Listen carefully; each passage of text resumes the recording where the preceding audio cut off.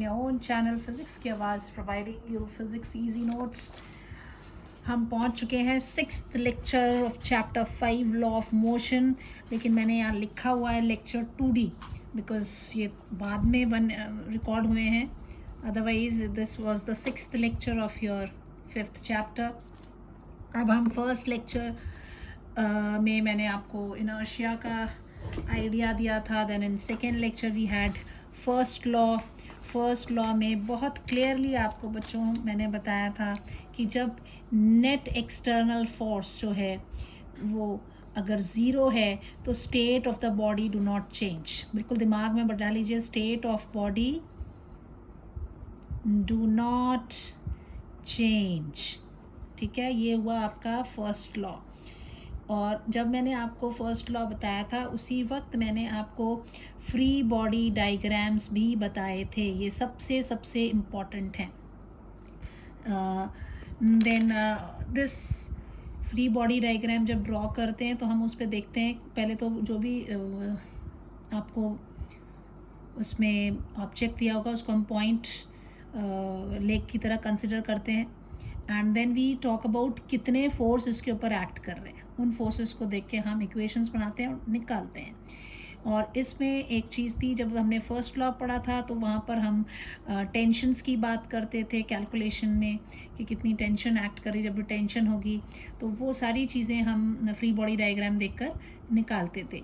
Then second law आया। Second law में हमने पढ़ा कि अगर आपका कोई नेट एक्सटर्नल फोर्स जितना उसके बॉडी के ऊपर लग रहा है that is equal to mass into acceleration. इसमें भी ये फॉर्मूला एकदम से इमीडिएटली नहीं मैंने आपको बताया था, इसमें मैंने 2 केसेस बताए थे कि अगर आपका मास जो है वो वेरिएबल हो सकता है, आपका मास जो है वो कांस्टेंट हो सकता है।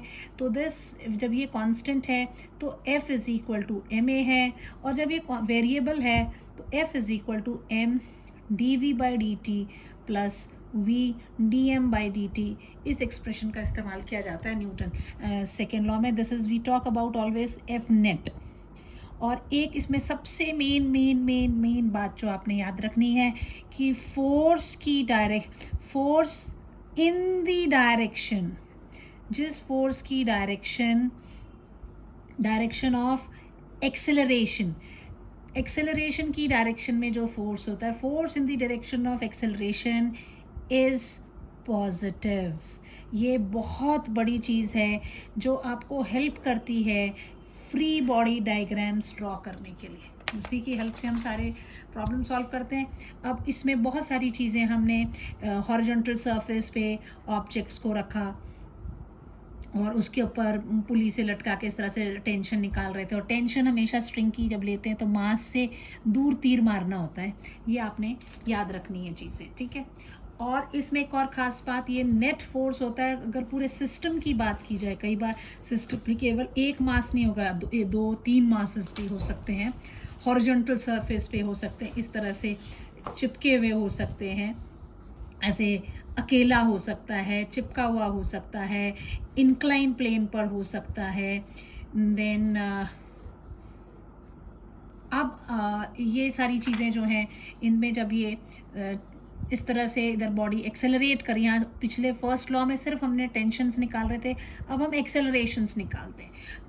तो इस वाले केस में हमेशा जब भी एक्सेलरेशन कैलकुलेट करने को बोलते हैं तो it is always net force कितना है बाय द नेट मास कितना है, ये आपको पता होना चाहिए, निकाल लेंगे। लेकिन अगर एक्सेलरेशन के अलावा टेंशन भी बोला है तो ये चीज़ निकालने के लिए हमें ये जो टेंशन निकालने के लिए तो हमें फ्री बॉडी डायग्राम बनाना पड़ेगा।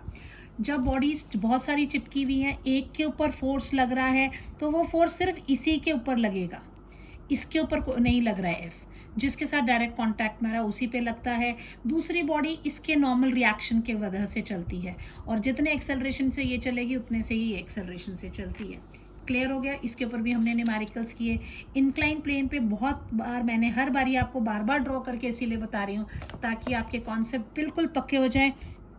अगर ये एंगल थीटा है तो यहाँ चुपचाप आपने ऐसे, ये जो लाइन मैं बना रही हूँ आर की, ये क्या है, ये सरफेस है, इस सरफेस के 90 डिग्री पे जाती है, दैट इज़ नॉर्मल रिएक्शन। तो अब ये वेट जो m g towards the centre है, अगर ये थीटा एंगल है तो ये भी ऑटोमेटिकली थीटा एंगल से शिफ्ट हो जाएगा। और क्योंकि ये थीटा है इस वाली साइड के ऊपर बन रहा है, तो ये कौन हो गया, बेस के साथ आ जाता है एम जी कॉस थीटा, और ये हो जाएगा परपेंडिकुलर, ये हो जाएगा m g sine theta. Incline plane भी बिल्कुल क्लियर होना चाहिए आपका। ओके, आज जो है मैं आपको मास एंड पुली वाले केस में भी एक्सेलरेशन एंड टेंशन कैसे निकालना है उसको बताऊंगी। जब हम मास एंड पुली, सबसे पहले जो हम केस लेंगे, मतलब ये जो चीज़ें हैं मैं आपको, these are the applications of laws of Newton's laws जो हैं उन्हीं की एप्लीकेशन हम इस पे अप्लाई कर रहे हैं। तो आज मैं दो चीज़ें करूँगी। हॉरिजॉन्टल प्लेन हम कर चुके हैं, इंक्लाइन प्लेन हम कर चुके हैं, सिंगल बॉडी हम कर चुके हैं, पुली के साथ एक बॉडी लगी हुई है वो कर चुके हैं, दो बॉडीज चिपकी हुई हैं वो वही कर चुके हैं। फिर शायद मेरे ख्याल से एक न्यूमेरिकल हमने 3 बॉडी मासेस एक साथ चिपके हुए थे, वो भी शायद किया है। हाँ, I remember given that question also. अब हम लेने वाले हैं मास एंड पुली केस, ठीक है। सो मास एंड पुली केस। अब मान लीजिए कि आपके पास ये एक पुली है, तो जो भी आप यहाँ पर हम लेते हैं इसमें मैकेनिक्स में पुलीज वगैरह कंसिडर करते हैं, तो हम बोलते हैं with weightless and frictionless pulleys are used. और इसके ऊपर एक स्ट्रिंग जो है वो इस तरह से लटकी हुई है।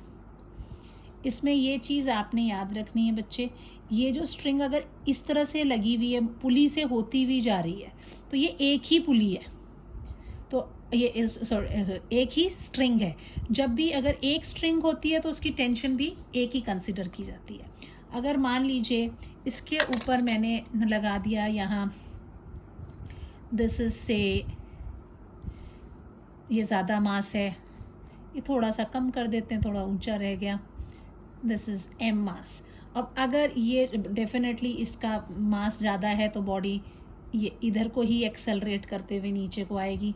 लेकिन टेंशन मैंने क्या बताया था बेटे, इधर से टेंशन देखोगे तो इधर से एरो मरेगी, इधर से टेंशन देखोगे तो इधर से एरो लगेगी। सो this is T, this is T. Now if here आपसे पूछा जाए कि फाइंड एक्सेलरेशन एंड टेंशन, हमेशा जब क्वेश्चंस होते हैं वो यही चीज़ें होती हैं। ऐसे अगर फाइंड ए एंड टी इस केस में, जबकि हम ये सेम केस फर्स्ट लॉ में कर चुके थे जहाँ मैंने आपको टेंशन निकालना बताया था, और तो फ्री बॉडी डायग्राम बनाने को बोला था। तो इसीलिए स्टेप बाय स्टेप चलते, पहले फ्री बॉडी डायग्राम क्लियर होती है, देन फर्स्ट लॉ में है तो टी की सेकेंड की आती तो हम एक्सेलरेशन भी इंट्रोड्यूस कर देते। नाउ अब यहाँ आपको ये दिया हुआ है एक्सेलरेशन निकालने को कहा और टेंशन, तो how you will do it, you will draw a free body diagram. तो single string is there, single string, so tension on it, tension is capital T, ये एक T हो गई, ठीक है। A acceleration है, वो understood है। now free body diagram पहले हम ड्रॉ करते हैं फॉर कैपिटल M। तो कैपिटल M ये आपका हो गया, मैं थोड़ा नीचे की तरफ, इसमें क्या टेंशन ऊपर की तरफ को है, उसका वेट नीचे की तरफ को है कैपिटल एम जी, और वो एक्सेलरेट भी इसी तरफ को कर रही है, ठीक है। And for small m, small m के लिए क्या हो जाएगा, इसका टेंशन भी ऊपर की तरफ को है, इसका नीचे की तरफ वेट होगा एम जी, लेकिन ये कहाँ को एक्सेलरेट कर रहा है, ऊपर को, क्योंकि ये भारी है तो इधर को खिंच जाएगा, तो इसका एक्सेलरेशन कहाँ जा रहा है, ये। अगर बच्चों आपने ये डायग्राम सही बना दिया इक्वेशन से, आपको कोई नहीं वो कर सकता। अब मैंने क्या बताया था कि जो इसकी तरफ होता है वो डोमिनेट करता है, इसकी तरफ, जिस तरफ बॉडी एक्सेलरेट कर रही है उस तरफ को जो फोर्स है, जो धरती इसको एम जी वेट से खींच रही है, ये डोमिनेट करेगा। तो यहाँ पर जब आप एफ नेट, क्योंकि आपके दिमाग में जो रहता है that is always F net is equal to mass into acceleration, यही हम करते हैं हमेशा, सेकेंड लॉ यही लगाते हैं। तो नेट फोर्स में कौन डोमिनेट कर रहा है, ये या इसकी ये डायरेक्शन पॉजिटिव कंसिडर की जाएगी क्योंकि एक्सेलरेशन की डायरेक्शन में, और वो नेगेटिव होगा। So this will be your m g minus T is equal to m a. और इस वाले में क्या हो जाएगा, यहाँ पर भी आपका F net will be equal to mass into acceleration. अब इसमें कौन डोमिनेट कर रहा है, ये मतलब दिस इज पॉजिटिव, क्योंकि ये एक्सेलरेशन की इसमें ये पॉजिटिव था, इसमें ये पॉजिटिव हो जाएगा, तो this will be T minus m g is equal to m a. तो ये दो इक्वेशंस आपके पास आ गई। ये दोनों इक्वेशंस को लेकर हम सॉल्व करेंगे इसको, और वैल्यूज जो है वो कैलकुलेट कर लेंगे। तो अगर ये देखो, एक में नेगेटिव टी, एक में पॉजिटिव टी, अगर इन दोनों को मैं ऐड कर दूं तो ये टी और ये टी कैंसिल हो जाता है। दिस वाज 1, दिस वाज 2, यही 2 है। इन दोनों को मैंने क्या किया, ऐड किया। ऐड या subtract whatever as per condition हम कर लेते हैं। So this will be equal to what, M g minus small m g is equal to, this is capital M है ना, capital M a plus small m a. तो यहाँ से क्या हो जाएगा, आपका जी कॉमन निकल गया, एम माइनस छोटा m by g is equal to capital M plus small m acceleration. So acceleration की वैल्यू जो होगी that will be your capital M minus m divided by capital M plus m into g. आप यहाँ से अब देखो, यहाँ आप नेट मास नहीं कर सकते थे, जैसे वो सिंपल केस में पहले आ रहा था ना कि वो टच्ड हैं एक दूसरे के, तो हम m1 प्लस m2 नेट मास करके नेट फोर्स देखते थे कितना एक्ट कर रहा है। तो वो एक पर्टिकुलर फॉर्म है। आपको ये सारी चीज़ें किससे निकालनी है बच्चे, फ्री बॉडी डायग्राम से। आप फिज़िक्स में बहुत क्लियर है। अगर कोई ये कहे कि आपको समझना ही होता है फिज़िक्स में, याद नहीं रखने की ज़रूरत है, नहीं, आप समझ, फिज़िक्स एक ऐसा सब्जेक्ट है जिसमें पहले समझना है फिर उसको याद रखना ज़रूरी है, क्योंकि रिजल्ट्स अगर आपको याद रहेंगे तो आप ज़्यादा आसानी से न्यूमेरिकल्स को सॉल्व कर सकते हैं, या डेरिवेशन भी करें तो कॉन्फिडेंट होते हैं कि ये आंसर करेक्ट है। तो रिमेंबर तो आपको करने पड़ेंगे। अगर आप ये फॉर्मूला डायरेक्ट ही याद रख सकते हैं, वेरी गुड। अब ये हो गया। इधर से टेंशन निकालनी है तो क्या हुआ, किसी भी एक इक्वेशन में डाल दीजिए। इस वाली में अगर इसमें डाल देते हैं तो वैल्यू कितनी हो जाएगी, substituting in 2, it will be T is equal to m into capital M minus m upon capital M plus m, a की जगह पर ये आ गया प्लस एम जी मैंने इस तरफ को शिफ्ट कर दिया। इसको सॉल्व कर लीजिए। This will become how much, this is your, अगर इस इक्वेशन में हमने डाला इसको आप सॉल्व करेंगे तो एम इज़ कॉमन, एक्सेलरेशन की वैल्यू ये है, इसमें भी तो जी था, this is small m, this is also g है। तो मैं इधर से अगर जी बाहर निकाल लूँ तो क्या होगा, दोनों के पास स्मॉल एम भी आ रहा है और जी भी आ रहा है। So what you are left with, you are left with 1 upon, sorry, you are left with M minus m upon M plus 1, right. मैं यहीं पे कर दूंगी, नेक्स्ट पेज नहीं यूज़ करूँगी। This will be equal to what, the LCM will be equal to capital M plus small m, ऊपर है M minus m plus m, bracket के बाहर है M g. So this is going to get cancel. So ये आपका आ गया 2m छोटा m upon capital M plus m into g. अगर आप ये याद रख सकते हैं रिलेशन तो आप याद रखिए, नहीं तो अगर जैसे क्वेश्चंस आएंगे तो आपको सॉल्व करना पड़ेगा। This is what mass and pulley case, simple आपने अब फ्री बॉडी डायग्राम बनाया और ये कैलकुलेट कर लिया, ठीक है। नाउ बड़ा ही इंटरेस्टिंग केस लेंगे, apparent weight of a person in a lift. इस पर न्यूमेरिकल्स भी आ जाते हैं कई बार, ये आपको दिया ही जा जाता है कि अपरेंट वेट क्या है बॉडी का, what is apparent wait, what is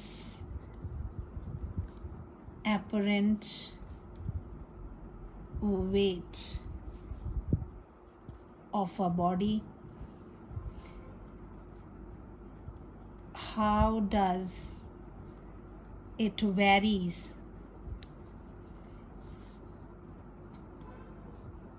when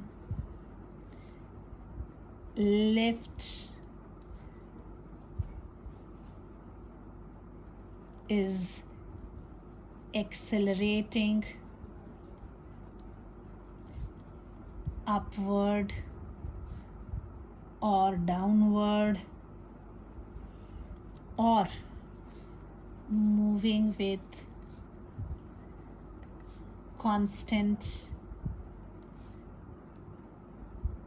velocity or falls freely। देखो कितने सारे केसेस दे दिए। एक ही क्वेश्चन है, एपरेंट वेट जो है वो क्या है।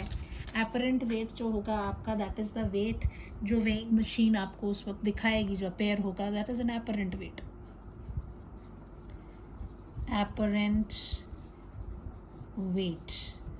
और ये क्या होता है जब कोई बंदा जो है, जैसे वेइंग मशीन के ऊपर खड़ा है, दिस इज़ वेइंग मशीन, इसके ऊपर ये बंदा खड़ा है, ये वेइंग मशीन है, ठीक है, इसके ऊपर ये खड़ा है, तो इसका जो वज़न है बंदे का वो नीचे की तरफ को एक्ट करेगा mg, और ये जो वेइंग मशीन है इसके ऊपर नॉर्मल रिएक्शन देगी ऊपर की तरफ को। तो जो ये नॉर्मल रिएक्शन ये देती है वो होता है एपरेंट वेट, ठीक है। This apparent weight is, machine ने जो मेजर करना है that is the normal reaction, ठीक है। सो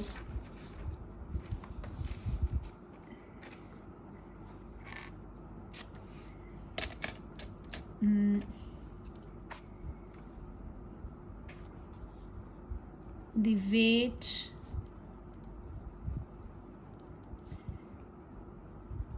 measured by weighing machine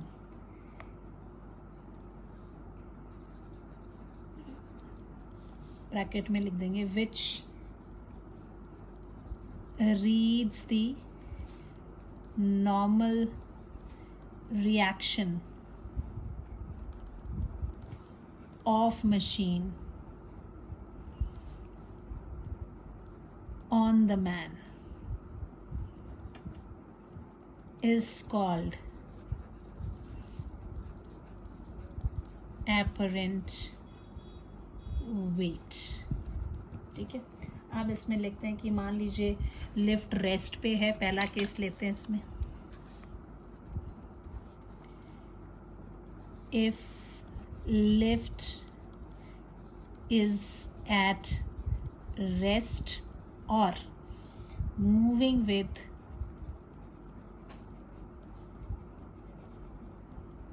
constant velocity, ठीक है। ये आपकी लिफ्ट है,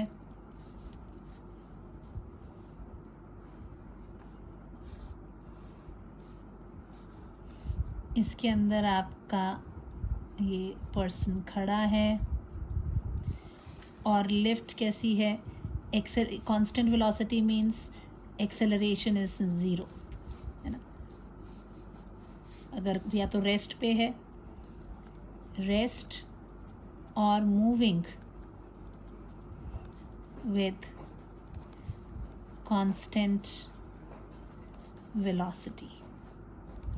तो वेरियस फोर्सेस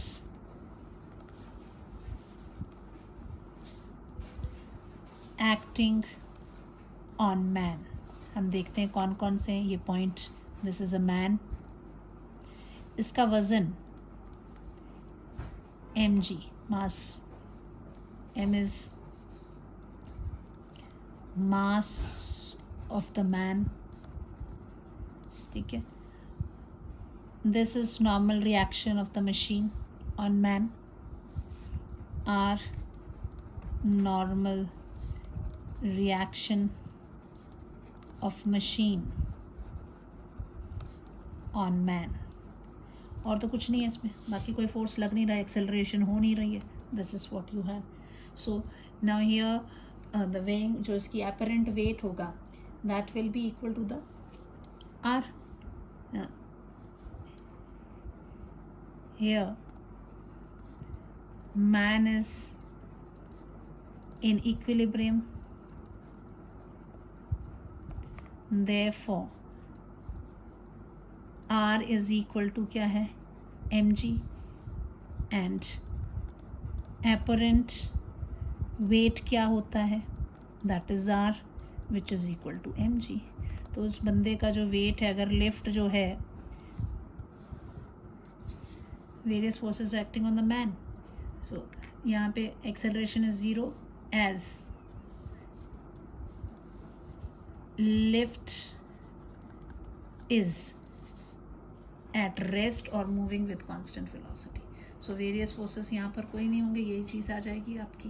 ठीक है, अब हम सेकेंड केस लेते हैं। अब हम क्या बोलते हैं कि मान लीजिए कि जो लिफ्ट है वो एक्सेलरेट कर रही है अपवर्ड।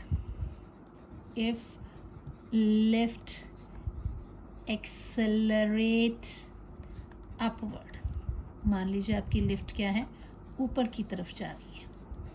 ठीक है, ये होगी जी आपकी लिफ्ट, ये हो गया बंदा खड़ा इसमें, और यहाँ ये एक्सेलरेशन है ऊपर की तरफ को। ठीक है, एंड अब इसमें इसका वज़न जो है वो डेफिनेटली नीचे की तरफ को होगा। So mg will act here, normal reaction is there. So इसका जो free body diagram, various forces acting on man in free body diagram. So free body diagram in this case कैसा हो जाएगा, ये हो गया आपका आदमी, इसका नॉर्मल रिएक्शन हो गया ऊपर को, इसका वज़न हो गया नीचे को, और ये एक्सेलरेट भी कहाँ कर रहा है, ऊपर को, है ना। और जिस डायरेक्शन में एक्सेलरेशन होता है वो क्या करते हैं, हम उसको पॉजिटिव लेते हैं, है ना। ये आर जो है ये पॉजिटिव होगा ना। हमें बार बार एक्सप्लेन करने की वैसे ज़रूरत नहीं होती है, but anyhow you should develop this habit of writing. R is in the direction of A, therefore positive, है ना। so F net जो होता है is equal to mass into acceleration, Newton second law. so F net will be equal to what, R minus mg is equal to ma। ये positive हो जाएगा और ये नेगेटिव हो जाएगा उस डायरेक्शन में। दिस इज, इसको R इज इक्वल टू कितना हो जाएगा, ma प्लस mg, और R is equal to ma plus g। And apparent weight क्या होता है, apparent weight is measure of normal reaction, यही बताया ना। So this is equal to normal reaction कितना आ रहा है, ma प्लस जी। सो आप देखो जो एपरेंट वेट है वो क्या हो गया, एपरेंट वेट इंक्रीज हुआ या डिक्रीज हुआ, apparent wait increases when lift accelerate upward. Clear है बच्चे। अब हम देखते हैं कि अगर लिफ्ट नीचे की तरफ आ रही है, if the lift is accelerated downward, C case लेते हैं। इफ लिफ्ट एक्सेलरेट डाउनवर्ड, फिर से ड्रॉ करें, ये हमारी आ गई लिफ्ट और इसमें खड़े हैं आप, और ये एक्सेलरेट हो रही है नीचे की तरफ को। ठीक है, तो इसका नॉर्मल रिएक्शन तो ऊपर है और उसका वज़न नीचे है। सो फ्री बॉडी डायग्राम, देखो अभी तक हम लोगों ने फ्री बॉडी डायग्राम का हाथ नहीं छोड़ा है, हर जगह फ्री बॉडी डायग्राम। ये बॉडी हो गई, इसका नॉर्मल रिएक्शन ऊपर की तरफ हो गया, इसका वज़न mg नीचे की तरफ हो गया और ये भी नीचे की तरफ ही एक्सेलरेट हो रही है। तो कौन पॉजिटिव हो जाएगा? ये पॉजिटिव, ये नेगेटिव हो जाएगा। समझ में आ गया? अभी ये डिपेंड करता है, हम हमेशा उस तरफ वाले फोर्स को पॉजिटिव लेते हैं जिस डायरेक्शन में बॉडी एक्सेलरेट करती है। एंड एफ नेट क्या होता है? Mass into acceleration, second law. F net कौन पॉजिटिव है? mg, तो पहले वो आएगा माइनस, और ये दिस इज कैपिटल एम, मैंने स्मॉल एम कर दिया था शायद, ठीक है। Make it capital M, mass हमने मैन का कैपिटल से लिया हुआ था, capital M, capital M, capital M, है ना। अब यहाँ पर क्या हो जाएगा बच्चों? This will be your mg minus r is equal to ma, so r is equal to mg minus ma, so r is equal to mg minus a. apparent weight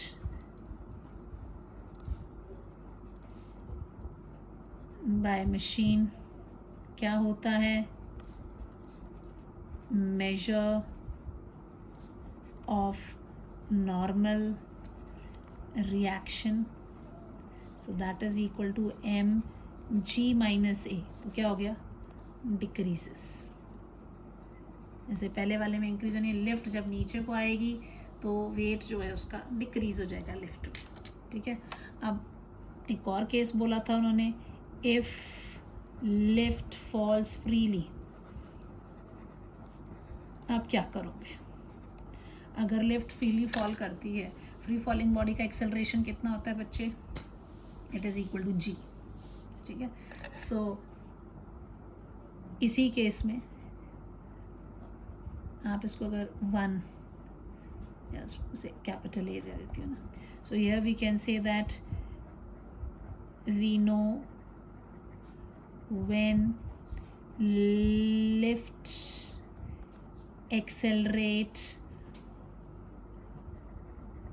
downward, apparent weight is equal to, क्योंकि कभी अकेले ये तो पूछेंगे ना, साथ में ही होता है, is equal to what? mg minus a.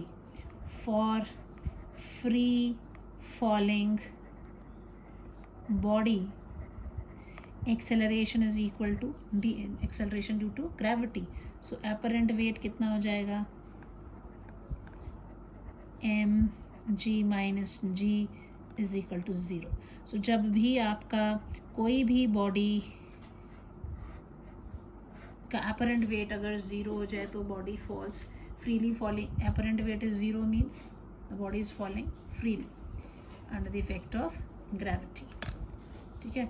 आप ये बोल सकते हैं कि जो नॉर्मल रिएक्शन है वो 0 है एक दूसरे से, बिकॉज जो apparent weight होता है that is a measure of the normal reaction only. So this is what we have here. अब इसके बाद और एक इम्पॉर्टेंट क्वेश्चन जो इस चैप्टर का बनता है, वो कई बार पूछ लेते हैं कि न्यूटन के सेकंड कौन से लॉ को रियल लॉ कहते हैं और क्यों कहते हैं। This is very important. So which law is a real law of motion and why? क्या लगता है आप लोगों को? Which law is the real law of motion and why? क्यों? तो जो न्यूटन का सेकेंड लॉ है that is the real law of motion. Newton second law is the real law of motion because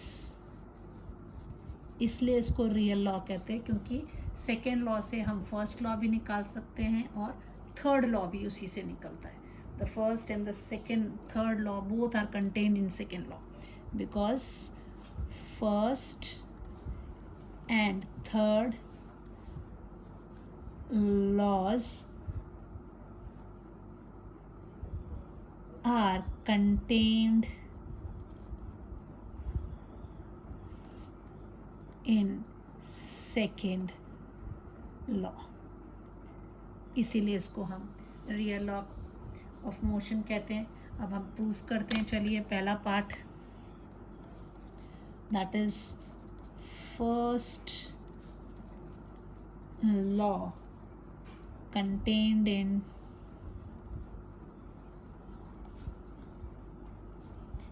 second law. हम second law से चलेंगे और first law पे पहुंचने की कोशिश करेंगे. तो definitely will say that first law उसके अंदर है. ठीक है. Now according to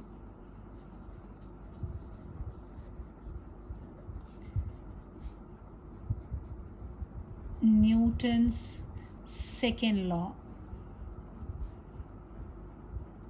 what we have, force is equal to mass into acceleration whenever a body mass is constant. So force is equal to mass into acceleration. Now मान लीजिए if F is equal to 0 है, force is 0, then what will happen? Then mass into acceleration will be 0. But mass is not equal to 0. mass तो exist कर रहा है ना, वो 0 नहीं हो सकता. Then who is 0? But m is not equal to 0. Therefore acceleration is equal to 0. What does ये चीज़ क्या बताती है? कब होती किसी बॉडी की acceleration 0? या तो वो रेस्ट पे होगी, या तो वो उसकी वेलोसिटी जो है वो बदल नहीं रही होगी, कांस्टेंट वेलोसिटी से मूव करेगी. तो this acceleration is 0. This implies either body is at rest or moving with constant velocity. So what is this? चाहिए दोनों केसेस हम देख रहे हैं, बॉडी या तो रेस्ट पर है या कांस्टेंट वेलोसिटी से. दैट मीन्स जो बॉडी की स्टेट है वो चेंज नहीं हो रही है. इसका मतलब यही हुआ ना, state of body is not changing. State of body not changing. यहाँ नहीं लिखेंगे तब भी इससे दिस इम्प्लाइज, इधर या नेक्स्ट स्टेप में लिख देती, मैं ऐसे यहाँ नहीं भी लिखती. I should have written like this. This implies state of body do not change, which is which law? Newton's first law. समझ में आ गया? ये बच्चे बहुत गलतियां करते हैं, ये कंडीशन ही नहीं लिखते. ठीक है ना, ये लिखना बहुत ज़रूरी है. आपने कहा न्यूटन के सेकेंड लॉ के हिसाब से force is equal to mass into acceleration हो गया. अगर आप बोलते हैं कि फोर्स 0 है, ठीक है, अगर आपने force no external force is acting on bodies का मतलब फिर m into a is equal to 0. अब इनका प्रोडक्ट कब 0 होगा? या तो m 0 होगा या a 0 होगा. दोनों में से कोई भी 0 होगा तो ऑटोमेटिकली 0 आएगा. मास तो 0 है नहीं, मास तो एग्जिस्ट कर रहा है, तो इसका मतलब एक्सेलरेशन 0 है. और अगर एक्सेलरेशन कब 0 होता है? या तो बॉडी रेस्ट पे होती है या वो मूव करती है कांस्टेंट वेलोसिटी से. जो कि अगर दोनों ही कंडीशन में क्या हो रहा है, state of the body do not change when external forces, whenever the force जो भी नेट फोर्स लग रहा है वो क्या है, 0, which is Newton's first law. Clear होगी? आप करते हैं बी पार्ट. 3 मार्क्स क्वेश्चन है ये, 3 मार्क्स. नाउ दूसरी बात ये कहते हैं कि जो आपका थर्ड लॉ है, third law is contained in second law. अब फिर हम लोग सेकेंड लॉ लेके चलेंगे और पहुंचेंगे हम थर्ड लॉ तक. ठीक है, तो अब इसमें क्या करते हैं कि हम एक आइसोलेटेड सिस्टम कंसिडर करते हैं. आइसोलेटेड वर्ड जब यूज़ करूँगी, आइसोलेटेड मतलब बाहर से कोई फोर्स उसके ऊपर नहीं लग रहा है. So consider an isolated system. Isolated system means no external force acting. No external force acting, ठीक है।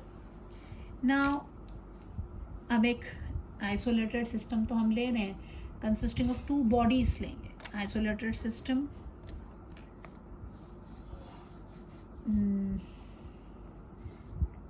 consisting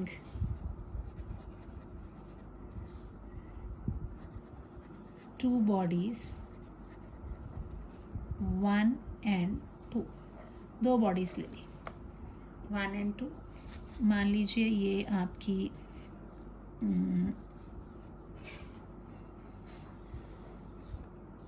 एक, this is one body, this is another body, ठीक है। दिस इज माई 1, एक 1 हो गई, ये 2 हो गई, ये दो बॉडीज हैं। आइसोलेटेड सिस्टम है, कोई फोर्स नहीं एक्सर्ट कर रहा है। नाउ अब जब ये कांटेक्ट में है तो डेफिनेटली ये बॉडी इसके ऊपर कुछ फोर्स एक्सर्ट कर रही होगी, दिस, और ये वाली बॉडी भी इसके ऊपर कुछ फोर्स एक्सर्ट कर रही होगी, दे विल बी एक्सर्टिंग, और इक्विलिब्रियम में तो बैलेंस में हो जाएंगे। So this is what we have. यहाँ पर हो जाएगा फोर्स ऑन 1 ड्यू टू 2, और ये हो जाएगा फोर्स ऑन 2 ड्यू टू 1, इस तरह से, और ये बैलेंस आउट कर रहे एक दूसरे को, है ना। नाउ जो भी फोर्स एक्सर्ट हुआ, will write down that let F12 जो है, this is what force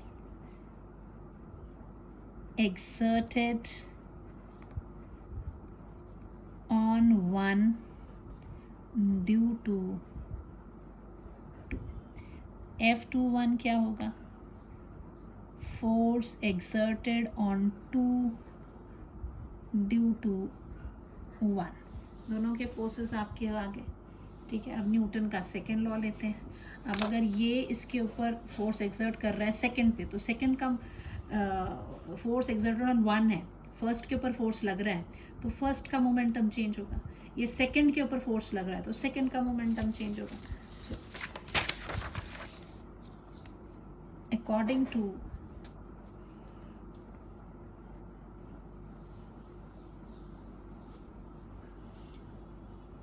Newton's second law, F12 क्या था, force exerted on 1 will be equal to rate of change of momentum, किसका, जिसके ऊपर फोर्स लग रहा है, momentum of 1। So that means F12 will be equal to dp1 by dt, rate of change of momentum of the first. Similarly,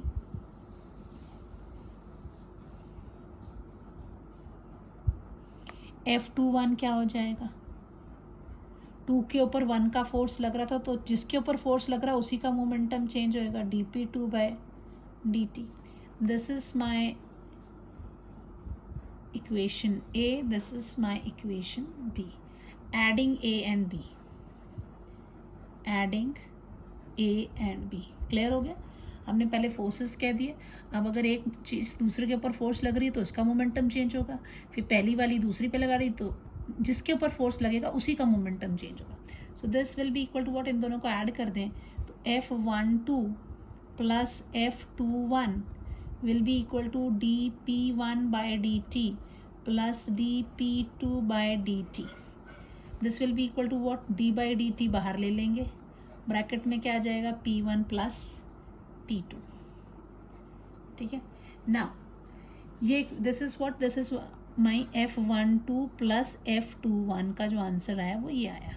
लेकिन ये this is what, आपका जो सिस्टम है कैसा है, आइसोलेटेड है, कोई एक्सटर्नल फोर्स नहीं लग रहा है, तो इसका जो मोमेंटम होगा वो कांस्टेंट रहने वाला है।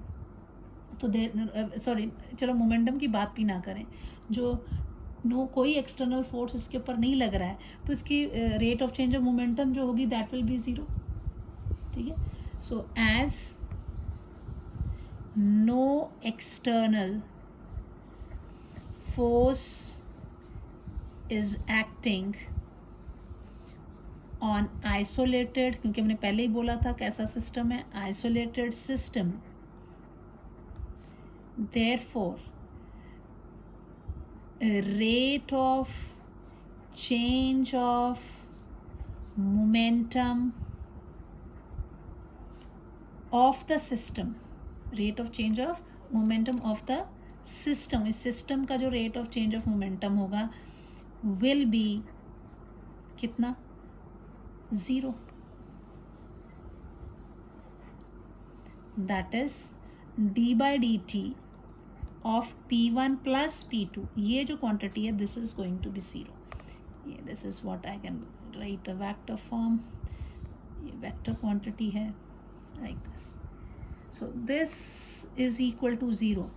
Therefore equation A reduces to, क्या हो जाएगा equation reduces to f12 plus f21 is equal to 0. ये वाली quantity 0 हो गई. So if it is so, then this f12 is equal to negative f21. Newton's third law of motion, which is Newton's third law of motion. Clear हो गया. अभी हमने prove कर दिया इसको कि इससे हम फर्स्ट और सेकेंड, ये 3 मार्क्स क्वेश्चन कितना सिंपल है. इसमें फुल मार्क्स बच्चों के आने चाहिए कि सेकेंड लॉ को हम रियल लॉ इसलिए कहते हैं क्योंकि फर्स्ट एंड थर्ड लॉ उसके अंदर होते हैं. फर्स्ट लॉ तो सिंपल था, हमने ये लगाया इक्वेशन 0 का ही, फिर ये तो 0 होता नहीं है तो एक्सेलरेशन 0 है. सो या तो बॉडी रेस्ट पे है या कांस्टेंट इससे मूव करे, तो state of body is not changing. So which is Newton's first law. इसकी बात आई तो हमने कहा कि ठीक है दोनों कांटेक्ट में है तो ये इसके ऊपर फोर्स लगाएगा, ये इसके ऊपर फोर्स लगाएगा, वो तो लगेगा ही when the two bodies are in contact. So एक दूसरे के ऊपर नॉर्मल रिएक्शन तो वो डालेंगे ही डालेंगे. सो अगर ये है तो जो F12 होगा, 1 किस पे था, फर्स्ट पे सेकंड के कारण फोर्स लगा, तो फर्स्ट पे लग रहा है तो फर्स्ट का रेट ऑफ चेंज होगा. So rate of change of momentum of first, तो this will be dp1 by dt. और यहाँ पे हमने सिमिलरली करके डायरेक्ट लिख दिया कि अभी सेकंड पे लग रहा है तो it will B dp2 by dt. इन दोनों को हमने ऐड किया, ये इक्वेशन आ गई. फिर उसके बाद हमने कहा हमारा सिस्टम कैसा है, आइसोलेटेड है. अगर ये आइसोलेटेड है तो rate of change of momentum of the system will be 0. This is the rate of change of momentum. So ये क्वांटिटी तो 0 होनी चाहिए. अगर ये क्वांटिटी 0 है तो ये इक्वेशन पूरी क्या बन जाएगी, f12 plus f21 is 0. So this को इधर भेजा तो this is Newton's third law. Now we'll have law of conservation of linear momentum.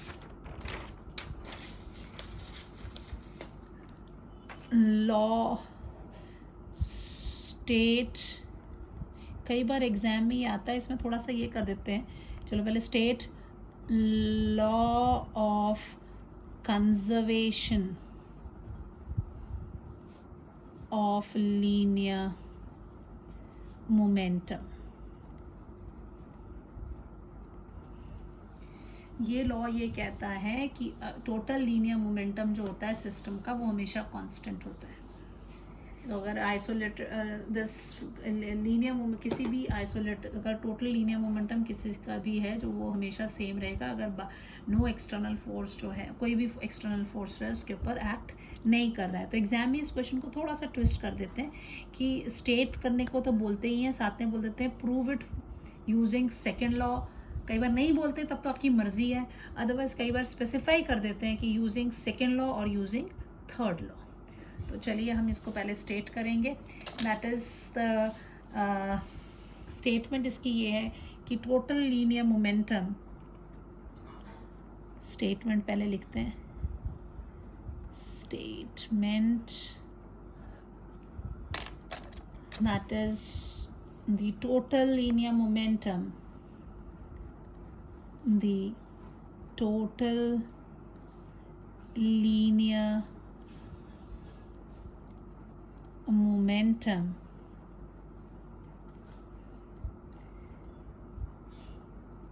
of a system remains constant if the net external force acting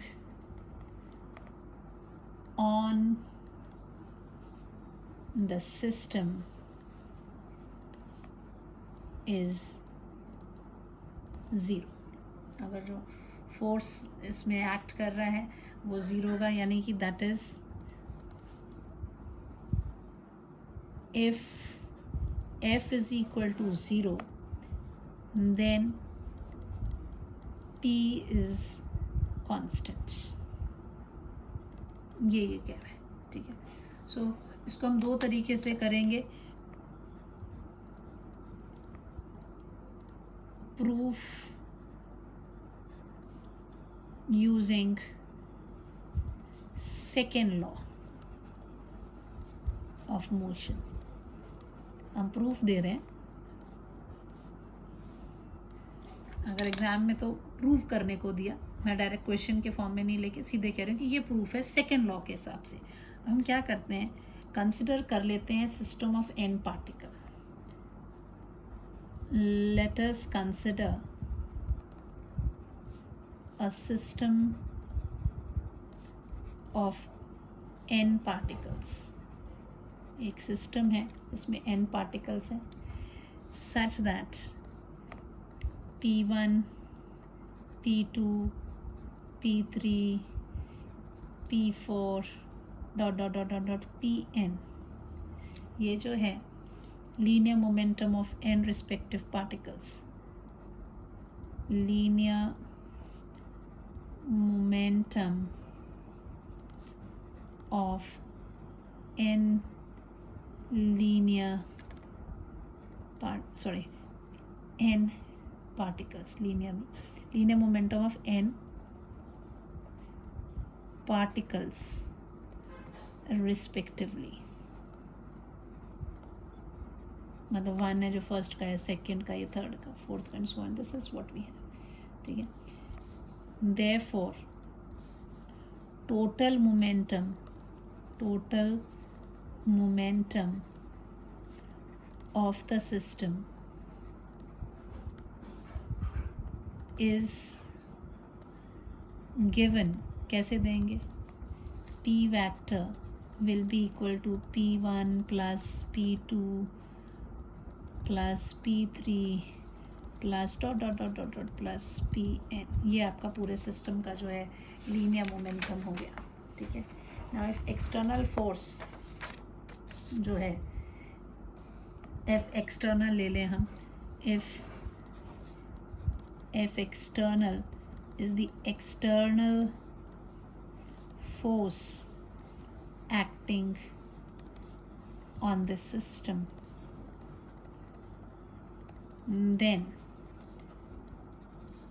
by second law क्या हो जाएगा बच्चे? F external will be equal to rate of change of this momentum of the body. ऐसे ही लिखेंगे. This will be equal to what? D by dt of P1 plus P2 plus P3 plus dot plus Pn. Like this we have. Now अगर ये external force है and for isolated system क्या होता है? For isolated system F external is कितना? 0, which implies d by dt of P1 plus P2 plus P3 plus dot plus Pn जो है this is equal to 0. तो कौन सी चीज़ का डिफरेंशिएशन 0 आता है? कांस्टेंट का differentiation is always 0. So this implies that P1 plus P2 plus P3 plus dot Pn is equal to constant as differentiation of constant is 0. इसका differentiation का answer 0 आ रहा था, इसीलिए ये जो है 0. ठीक है, विच इज लॉ ऑफ का, hence law of conservation of linear momentum is proved. ये आपने प्रूव कर दिया, ठीक है। अब यही सेम क्वेश्चन अगर आपको ये स्पेसिफाई करके दे दें कि आपको थर्ड लॉ से करना है, तो मैं इसको सेम को प्रूव करूंगी using third law of motion.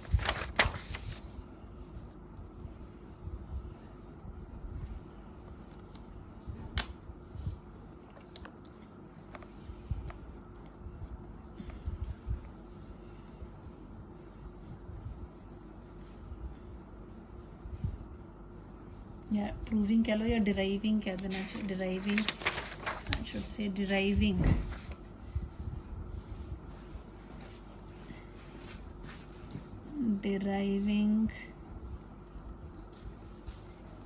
the law using second law.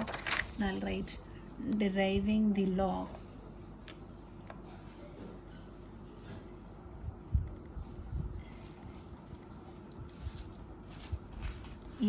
of conservation of linear momentum using Newton's third law. क्योंकि कई बार एग्जाम में ये डिराइव करने को बोल देते हैं कि आप this is what we have now, third law से करना है। तो अब फिर से हम कंसिडर करते हैं कि एक आइसोलेटेड सिस्टम में दो बॉडीज ले लेंगे। जब थर्ड लॉ की बात आती है we always talk about two bodies. So let us consider two bodies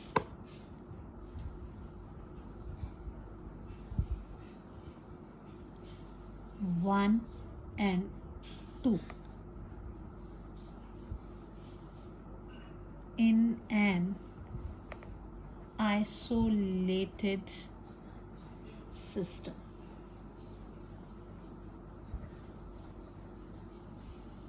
ठीक है, such that आप M1 M2 जो है masses of two bodies 1 and 2 respectively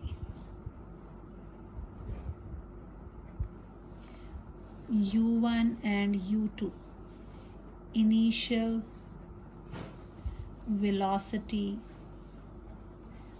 of 1 and 2 respectively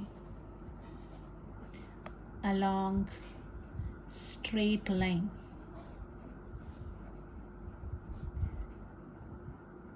such that U1 is greater than U2। पहले वाले की velocity ज़्यादा है, वो जाके उसको हिट कर देगी, ठीक है। सो एंड V1 V2 जो है that is final velocity of 1 and 2 respectively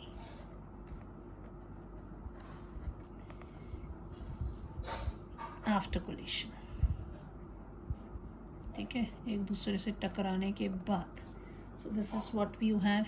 अगर आप डायग्राम के फॉर्म में देखें तो this is my first body, this is my second body, ये हो गई मेरी 1, ये होगी 2।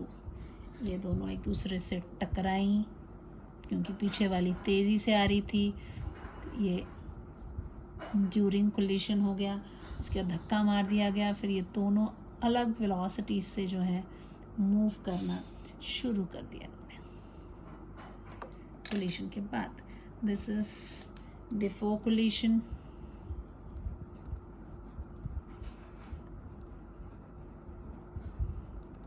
this is during collision,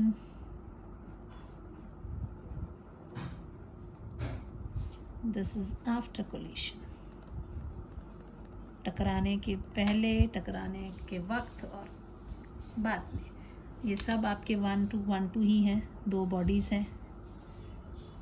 पहले ये जो है यहाँ जा रहा था, ये इसका मास m1 है, इसका मास m2 है। ये सब m1, ये m2, ये m1, ये m2।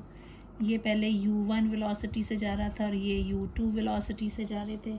ये आपस में टकराए, इसने इसके ऊपर फोर्स लगाया, इसने इसके ऊपर फोर्स लगाया, तो इधर को कौन सा फोर्स लगेगा?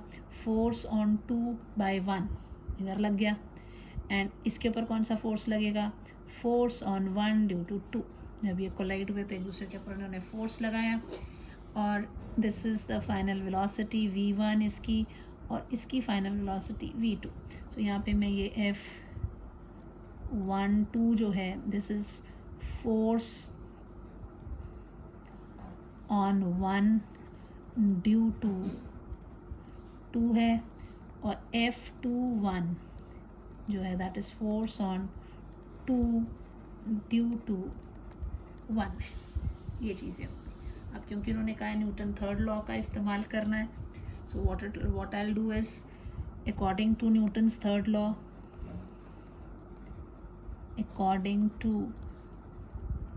Newton's third law, what will happen? This F12 जो है, this will be equal to negative of F21. This is what we have.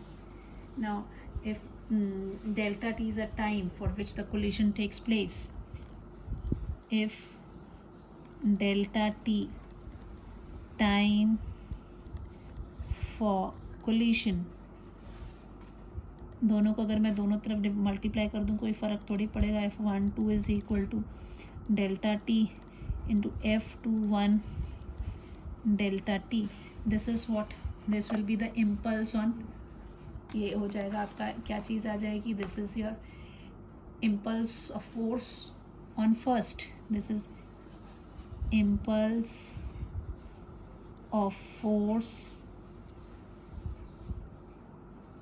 on 1/2 is equal to negative impulse of force किसके ऊपर? on 2/1. What is impulse momentum theorem? That impulse momentum theorem is that change in momentum. This will be change in momentum किसका? क्योंकि first के ऊपर लग रहा है, so it will be equal to the change in momentum of first will be equal to negative change in momentum of second. अब change in momentum क्या होता है?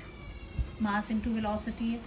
तो फर्स्ट का momentum final momentum minus initial momentum first के लिए है ना। चेंज इन मोमेंटम की बात कर रहे हैं, तो चेंज इन मोमेंटम क्या होगा? चेंज इन मोमेंटम होगा P1 का फाइनल माइनस P1 का initial is equal to negative P2 का फाइनल माइनस P2 का initial. What is the momentum? You have m, इसकी 1 का फाइनल वेलोसिटी कितनी, मास कितना है P1 फर्स्ट का m1, तो फाइनल वेलोसिटी कितनी है v1 माइनस m1 इनिशियल क्या थी u1 is equal to negative, इसमें क्या हो जाएगा m2 v2 minus m2 u2। कोई प्रॉब्लम है? सिर्फ देखो ये फाइनल और इनिशियल की बातें की हैं, मोमेंटम चेंज इन मोमेंटम की बात हो रही थी, तो फाइनल मोमेंटम माइनस इनिशियल किसका? फर्स्ट वाले का। फाइनल माइनस इनिशियल किसका? सेकंड वाले का, इसलिए 2 लिख दिया। फॉर्मूला डाल दिया मोमेंटम का। आप इसमें देखो ये आ गया आपका, तो इसको खोलें, ये नेगेटिव है तो साइन चेंज हो जाएगा। This will be your m1 v1 minus m2 u1 is equal to minus m2 v2 plus m2 u2 हो जाएगा। अब वी वालों को एक तरफ ले लो, यू वालों को एक तरफ ले लो. This will be M1V1 plus M2V2 is equal to, ये नेगेटिव उधर जाएगा तो M2U1 plus M2U2. What is this? This is the final momentum of the system, है ना. Momentum of this is P1 plus P2. What? ये V1 है, मतलब P1 final P2 final is equal to, ये क्या है, P2 initial, this is U ना, P2, ये कुछ गड़बड़ हुई. What is the mistake? This was 1, ये आया यहाँ पे ना, दिस इज 1, दिस इज 1 का इनिशियल प्लस 2 का इनिशियल, यानी final momentum of the system is equal to initial momentum of the system, which is a law of conservation of linear momentum. कुछ नहीं किया हमने, बहुत ही सिंपल तरीके से इसको किया. ठीक है, कोई एक्सटर्नल फोर्स पे एक्ट नहीं कर रहा है. बॉडी एक दूसरे के इंटरेक्शन से आपस में एक दूसरे के ऊपर फोर्स एक्सर्ट कर रही थी. This is what we have done. So ये हमारा डायग्राम था, हमने इसमें दे दिया. ये भी मूव कर रहे हैं स्ट्रेट लाइन पे. देख लीजिए, मासेस लिए हमने M1 M2, दो बॉडीज़ के इनिशियल वेलोसिटीज़ ले ली अलॉन्ग स्ट्रेट लाइन, फिर फाइनल वेलोसिटी आफ्टर कोलिशन ले लिया. फिर जब ड्यूरिंग कोलिशन ये एक दूसरे के ऊपर फोर्स एक्सर्ट करते हैं, force on 1 due to 2, force on 2 due to 1. तो according to Newton third law ये दोनों फोर्सेस कैसे होंगे, इक्वल एंड ऑपोजिट. ये कोलिशन बहुत छोटे टाइम के लिए हुआ, वो टाइम डेल्टा टी से दोनों तरफ मल्टीप्लाई किया, तो that is the impulse of force on 1 due two by 2, impulse of force on 2 by 1. Impulse क्या होता है, चेंज. अब इसके ऊपर इम्पल्स है तो इसी का मोमेंटम चेंज होगा, इसका इम्पल्स है तो इसी का मोमेंटम चेंज होगा. तो चेंज इन मोमेंटम था, फर्स्ट का था तो हमने फर्स्ट के लिए लिया कि फर्स्ट का फाइनल मोमेंटम माइनस फर्स्ट का इनिशियल मोमेंटम, और यहाँ पे नेगेटिव साइन डाल के ब्रैकेट में सेकंड का फाइनल मोमेंटम, सेकंड का इनिशियल मोमेंटम. फिर सिर्फ फार्मूला ही डाला है. मोमेंटम का फार्मूला क्या होता है, momentum is always equal to mass into velocity. अगर आप से बोल रहे हैं कि फाइनल की बात करें तो आप फाइनल वेलोसिटी, इनिशियल की बात करें तो इनिशियल. हमेशा ABCD में U पहले आता है, हम हमेशा इनिशियल के लिए U लेते हैं और फाइनल के लिए V लेते हैं. That is what we have. So this is what we have done. अब इसमें न्यूमेरिकल्स भी थे, but the lecture is already 1 hour, तो मुझे स्टॉप करना पड़ेगा. कल नेक्स्ट लेक्चर में I will cover your recoil of gun और बॉम्ब, इसके examples I will take and yes, a few other topics.